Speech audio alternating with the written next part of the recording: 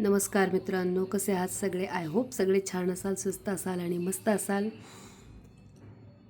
आपापल्या लाईफमध्ये खुश असाल. तर माझ्या यूट्यूब चॅनलमध्ये आपल्या सर्वांचं स्वागत आहे. आज आपण घेणार आहोत सिच्युएशनल स्प्रेड. तर बघूया सिच्युएशनल स्प्रेड काय आहे. त्यासाठी 3 कार्ड घ्यावे लागतील. हे परमात्मा, हे प्रभू, धन्यवाद युनिवर्स. आम्हाला सिच्युएशनल स्प्रेडसाठी कार्ड द्या 3.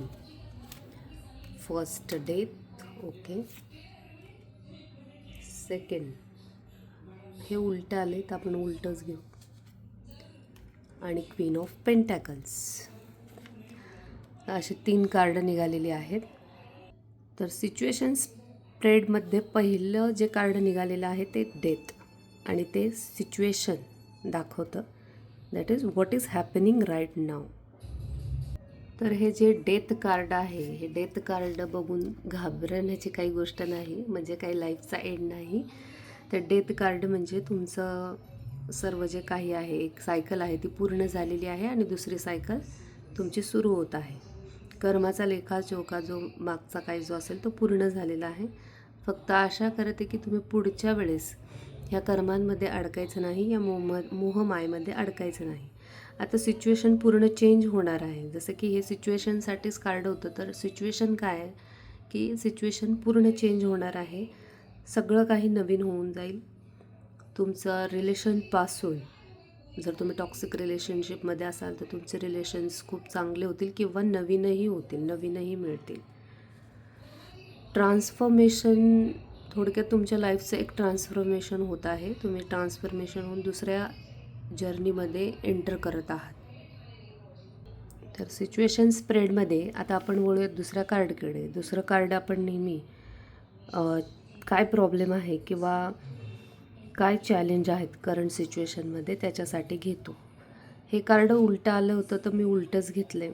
तर पाहूयात आपण ह्या कार्डचा अर्थ काय. तर हे 7 ऑफ वँड्स जे कार्ड आहे ते एक्झॉशन दर्शवतं. तुम्ही आत्ता जे करंट सिच्युएशनमध्ये तुम्ही प्रॉब्लेम जे फेस करताय तो असा करताय की तुम्ही गिव अप करताय. स्वतःचा तुम्ही कॉन्फिडन्स स्वतःच नष्ट करताय. तर कॉन्फिडन्स कमी करून देऊ नका तुम्ही तुमचा. तुम्हाला सेल्फ डाऊट आहे, त्यामुळे तुम्हाला फेल्युअर फेस करावे लागत आहेत. कॉन्फिडन्सची कमी पडते तुमच्या. तर सेल्फ डाऊट करणे पहिल्यांदा सोडून द्या. तुमचा कॉन्फिडन्स बूस्ट करा. कारण पुढचं जे कार्ड आहे ते क्वीन ऑफ पेंटॅकल्सचं आहे. आणि हे कार्ड आणि हे कार्ड ह्याच्यामधला दुवा एकच आहे की तुम्हाला इथून जर इथे पोचायचं असेल तर पहिल्यांदा तुम्हाला तुमच्या सेल्फ कॉन्फिडन्सवर काम करावं लागेल. तुमचा सेल्फ कॉन्फिडन्स तुम्हाला बूस्ट करावा लागेल. कुठलीही तुमची जी गोष्ट आहे त्याच्यात गिवअप करू नका.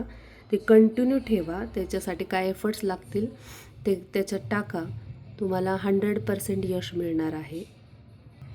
तिसरं कार्ड घेतो आपण ॲक्शनसाठी, जे की क्वीन ऑफ पेंटॅकल्स आलेलं आहे.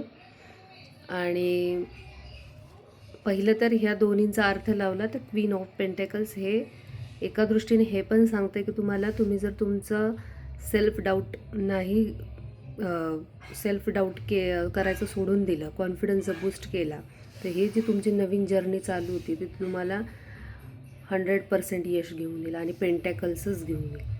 आणि तुम्ही क्वीन याच ह्याच्यात राहताल, क्वीनच्याच एनर्जीमध्ये राहताल. पण त्यासाठी तुम्हाला हे सगळं, हे जे कार्ड उलटं आलं आहे तर ते हेच दाखवते तुमचा प्रॉब्लेम काय की तुम्ही कॉन्फिडन्सवरती तुमच्या कार्य करा. तर आता क्वीन ऑफ पेंटॅकल्स, ॲक्शन काय घ्यायची ह्याच्यासाठी, हे होण्यासाठी. तर तुम्हाला असं व्हायचं आहे जसं की मोर पॉझिटिव्ह. तुमच्यामधली जी एनर्जी आहे ती फुल पॉझिटिव्ह असली पाहिजे.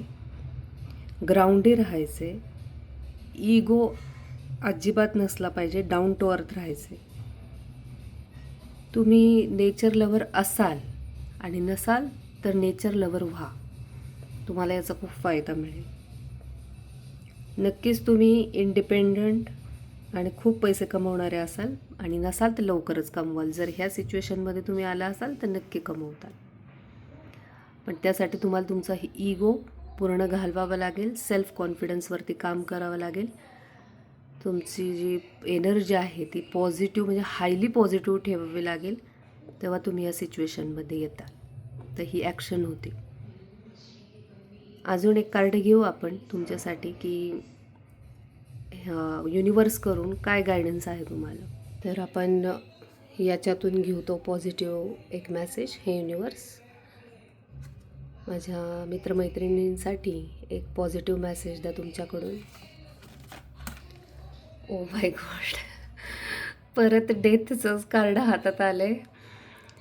हे बघा, तुम्हाला इथे लिहिलेलं सुद्धा दिसत असेल की तुम्ही म्हणजे एक चॅप्टर जे तुमच्या लाईफचा पूर्ण होते, तुम्ही प्लीज तुमचा सेल्फ कॉन्फिडन्स आहे तो डाऊन करून घेऊ नका. कॉन्फिडन्स खूप वाढवा.